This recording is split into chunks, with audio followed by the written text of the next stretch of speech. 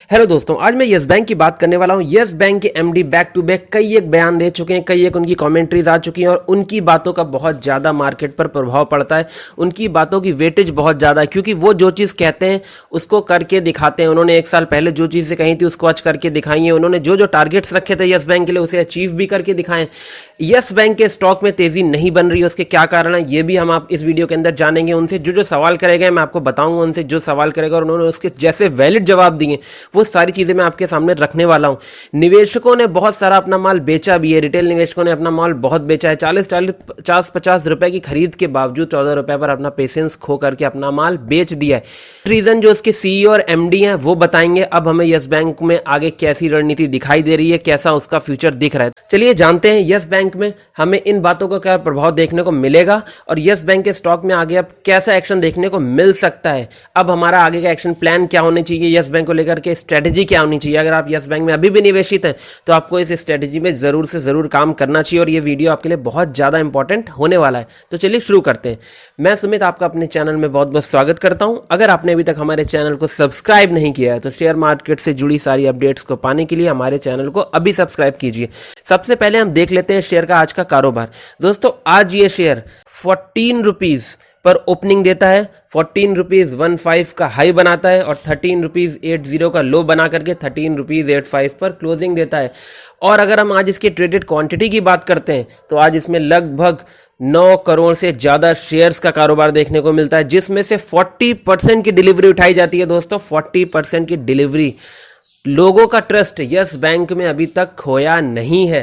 बहुत से रिटेल निवेशक ने भावनाओं में बह करके अपना माल बेच दिया है, Q4 के रिजल्ट देख करके अपना माल बेच दिया है। आज पूरे शेयर बाजार में दबाव देखने को मिला था। जब मार्केट क्लोजिंग का टाइम आ रहा था तो सारे शेयर्स में हमें गिरावट देखने को मिली थी। अब बढ़ते हैं प्रशांत कुमार के इंटरव्यू की ओर। मैं आपको बता दूं प्रशांत कुमार का पहले तो ये एम है कि उन्हें 3 साल में अपने रिटेल कारोबार की लोन बुक को डबल करना है और ये उस एम के करीब भी नजर आ रहे हैं क्योंकि उन्होंने बोला भी है कि we are almost touching ₹50,000 crore in retail. ऐसा बोला है उनके सीईओ प्रशांत कुमार जी ने। दोस्तों उन्होंने बैड लोन की रिकवरी FY21 में करने ज्यादा से ज्यादा करने की भी बात कही है। उन्होंने बोला है कि उनका जो टारगेट था 2020 मार्च से लेकर के 2021 मार्च तक उन्होंने अचीव भी किया है।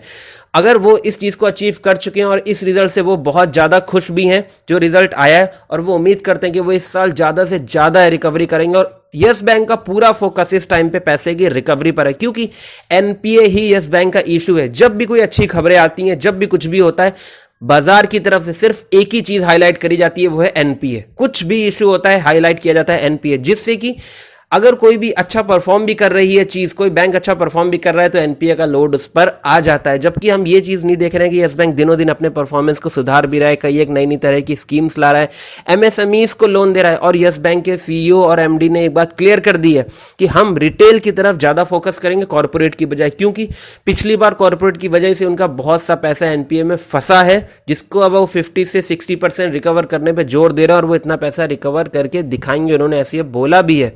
और वो इस बार वैसे भी रिटेल के फील्ड में अपने आप को ज्यादा से ज्यादा उतारने पर फोकस कर रहे हैं और रिटेल का ज्यादा से ज्यादा उनको काम संभालना है। उनसे जब पूछा गया कि आपको इतनी ज्यादा प्रोविजनिंग क्यों दिखाने की जरूरत थी इस बार के Q4 के रिजल्ट में, आप चाहते तो इसको थोड़ा भी दिखा सकते थे। उन्होंने इस सवाल का जवाब दिया है, हम चाहते तो ऐसा कर सकते थे लेकिन उन्होंने ऐसा नहीं किया क्योंकि कोविड वगैरह की वजह से भी जितना कुछ नुकसान हुआ है, जो कुछ इंपैक्ट पड़ा है, उन्होंने सारी कुछ प्रोविजनिंग जो है इसी बार इंक्लूड कर दी है। वो हर बार थोड़ा थोड़ा दिखाते, ऐसा फिर सही नहीं रहता और यस बैंक अपना काम आगे चल के सफाई से नहीं कर पाता। उन्होंने एक बार में ही सब कुछ दिखा दिया है और इतनी प्रोविजनिंग अगर आप रिजल्ट का डेटा देखेंगे ना तो आपको खुद समझ में आएगी, पिछले एक साल की तुलना में भी बहुत ज्यादा है, जबरदस्त प्रोविजनिंग। और उन्होंने बोला कि अगर हम ये प्रोविजनिंग ना दिखाते तो हम अच्छे खासे प्रॉफिट में थे, लेकिन उनका मकसद है यस बैंक का फ्यूचर अच्छा करना, सिर्फ एक क्वार्टर के रिजल्ट से कुछ भी होने वाला नहीं है। ये उनका जवाब है। दोस्तों उन्होंने इसी को देखते हुए बोला है कि हम वैसे तो प्रॉफिट में रहते लेकिन प्रोविजनिंग दिखाना हमारे लिए जरूरी था, जिससे हम यस बैंक को आगे के काम के लिए, आगे उसके फ्यूचर के लिए अच्छे से काम कर सके यस बैंक के लिए। क्योंकि आप खुद भी देखिए, अगर हम इनके ऑपरेटिंग प्रॉफिट की बात करते हैं तो ईयर ऑन ईयर बेसिस पर इनका ऑपरेटिंग प्रॉफिट काफी ज्यादा दिखाई दिया है। बिफोर प्रोविजनिंग अगर हम देखते हैं तो पिछले साल था 10,000 करोड़ के आसपास था और इस बार 18,000 करोड़ के आसपास का है, तो अच्छा खासा है। लेकिन प्रोविजनिंग जान के उन्हें करनी पड़ी। उन्होंने इसका बहुत अच्छे से जवाब दिया और बिल्कुल वैलिड जवाब भी दिया है। जब उनसे पूछा गया कि आपका मैसेज क्या है शेयर होल्डर्स के लिए, जो बैंक के शेयर होल्डर्स हैं, तो उन्होंने बोला कि हम पूरी तरह से कोशिश कर रहे हैं और हमें पूरी उम्मीद है कि हम यस बैंक को ट्रैक पर ले आएंगे, और जो हमारा माइलस्टोन था करंट फाइनेंशियल ईयर का, उसको हमने अचीव करके भी दिखाया है। और हमारे पास में डिपॉजिट्स बहुत बेहतरीन आए हैं, 55% के अराउंड डिपॉजिट्स आए हैं, जो कि बहुत बढ़िया अचीवमेंट है यस बैंक के लिए। क्योंकि जब तक डिपॉजिट्स नहीं आएंगे, जब तक पैसा नहीं आएगा, वो लोन वगैरह कैसे बांटेंगे, और लोन देंगे उसी से इंटरेस्ट आएगा, और वही ही बैंक्स की मेन इनकम का सोर्स होता है। उन्होंने कई बार इस चीज को बोला है कि यस बैंक आगे चल करके बहुत अच्छा परफॉर्म करेगा, ट्रैक पर लौट आएगा, इसकी पूरी संभावनाएं नजर आती हैं, और ऐसा होगा भी। जिस तरह से यस बैंक परफॉर्मेंस कर रहा है और जिस तरह से एमडी का बेबाक आप इंटरव्यू चाहें तो यूट्यूब पर अवेलेबल भी, आप उनका इंटरव्यू देख भी सकते हैं। हाँ, एक आपको मैं और भी खबर बता देता हूं। जो शेयर होल्डिंग पैटर्न था यस बैंक का बीएसई इंडिया के द्वारा आया है वेबसाइट पर, उसमें एक्सिस बैंक ने अपनी थोड़ी सी स्टेक जो है वो यस बैंक में कम कर दी है, लेकिन आईसीआईसीआई बैंक ने, एसबीआई ने, आईडीएफसी बैंक ने और बंधन बैंक ने बिल्कुल अभी तक स्टेक में अपने कोई भी बिकवाली नहीं करी। ये भी हो सकता है एक्सिस बैंक को कुछ फंड की जरूरत हो, इसलिए उन्होंने अपनी बिकवाली करी है, लेकिन और किसी ने भी यस बैंक को लेकर के बिकवाली नहीं करी है। कोई भी नहीं बोल रहा है, कोई प्रेस वाला नहीं बोल रहा है, कोई ब्रोकर एजेंसी से ये खबर नहीं आई है कि यस बैंक अच्छा करेगा। यस बैंक के एमडी एंड सीईओ का ये कहना है कि हमें पूरी उम्मीद है, हमें पूरा विश्वास है कि यस बैंक आने वाले टाइम में अच्छा परफॉर्म करेगा।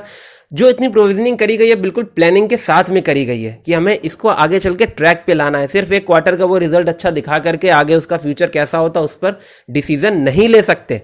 इसलिए उन्होंने इतनी प्रोविजनिंग करी है कि हम इसको आगे चल करके बहुत अच्छे बैंक्स की श्रेणी में ला सके। और जहां तक कि उन्होंने सिटी बैंक को भी खरीदने की बात करी थी कि वो इसके लिए भी बिड लगा रहे हैं कि वो सिटी बैंक को भी एक्वायर कर सकते हैं। यस बैंक का ओवरऑल अगर हम बात करते हैं, उनके सीईओ से ज्यादा अच्छी तरह यस बैंक के बारे में कोई नहीं बता सकता है। उनकी सारी बातें इस चीज को प्रूफ करती हैं कि यस बैंक आने वाले टाइम में अच्छा परफॉर्म करेगा। हम इसको अपने पोर्टफोलियो में रख सकते हैं। अगर ये बंद होना होता तो 2020 मार्च में ही बंद हो जाता। मेन जो कड़ी है, यस बैंक बिल्कुल प्लानिंग के साथ काम कर रहा है। वो अपने आप को रिटेल बिजनेस में आगे से आगे ला रहा है। वो रिटेल कारोबार की तरफ ज्यादा जोर दे रहा है। वो एमएसएमईज वगैरह को लोन प्रोवाइड कर रहे हैं। बड़े कॉर्पोरेट की तरफ कम से कम जा रहे हैं, क्योंकि उधर पे पैसा फंसने का चांस ज्यादा रहता है। अगर वो उधर पे किसी को 10,000 करोड़ देंगे, यहाँ रिटेल में उनको बहुत सारे कस्टमर्स मिलेंगे। और रिटेल कस्टमर का मतलब है कि वो लोन की रिकवरी भी उनको करने में आसानी होगी और लोन आराम से आम आदमी चुकाता भी है। इसलिए वो रिटेल बिजनेस पर ज्यादा फोकस कर रहे हैं। आने वाले टाइम में यस बैंक अच्छा परफॉर्म करेगा। इनकी कमेंट्री भी इसी चीज को बयां करती है। प्लानिंग के साथ में सब कुछ हो रहा है। कोई अंधाधुन प्रॉफिट, उन्होंने अंधाधुन लॉस नहीं दिखाया है। जो डेटा है, डेटा के साथ में प्रोविजनिंग के साथ में उन्होंने लॉस को दिखाया है, जिससे हम इस बैंक को आगे चल करके अपने ट्रैक पर ला सकें। आप इसको होल्ड कर सकते हैं। बाय ऑन डिप्स की रणनीति के साथ में आप इसमें अच्छा इन्वेस्टमेंट बना सकते हैं। बाकी आप अगर कोई भी इन्वेस्टमेंट करना चाहते हैं तो एक बार अपने फाइनेंशियल एडवाइजर से और चार्ट वगैरह पर रिसर्च के बाद कीजिएगा। अगर आपको ये वीडियो अच्छा लगा है तो हमारे वीडियो को लाइक करिए, शेयर करिए एंड सब्सक्राइब करना बिल्कुल मत भूलिएगा। Thank you so much for watching this video.